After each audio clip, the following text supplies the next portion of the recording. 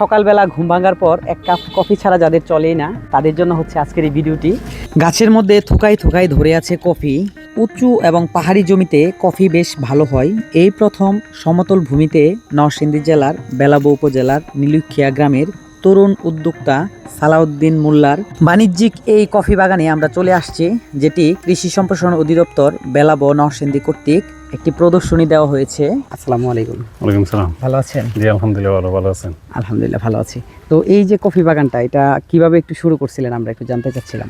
আমি মূলত এটা আম বাগান করার চিন্তা ভাবনা করছিলাম। আচ্ছা। তখন এই চিন্তা ভাবনা আমের চারা অর্ডার দেওয়ার ভিতর দিয়ে কৃষি অফিস থেকে আমি সংবাদ পাইলাম যে কাজু বাদাম এবং কফি প্রদর্শনী আসছে। যেহেতু কৃষি অফিস এটারে উদ্যোগ নিয়েছে তারা দেশের চাহিদা পূরণ করার জন্য, এই জন্য আমিও চিন্তা ভাবনা করলাম যে এটা যেহেতু বাহির থেকে আসে তাইলে আমি চাষাবাদ করে দেখি এটা কীরকমভাবে উৎপাদন হয়। কফিটা কোথায় থেকে আসে? শুধু তো আমরা পানি করছি আগে, কেউ তো আর দেখি না যে গাছের মধ্যে যে কফি ধরে। আচ্ছা। এখন দেখলাম আমি চাষ করার পরে অনেক মানুষ কইতাছে কি লাগাইছে না লাগাইছে। তখন ফল আসলো, ফল আসার পরে মানুষ যখন টিভি চ্যানেলের সাক্ষাৎকার পাইলো তখন তো মানুষ অবাক হয়ে লইছে যে এরকম জায়গার মধ্যে এরকম একটা দামি ফসল করা হয়েছে। আচ্ছা, আপনি এটা চাষ করে কি লাভবান?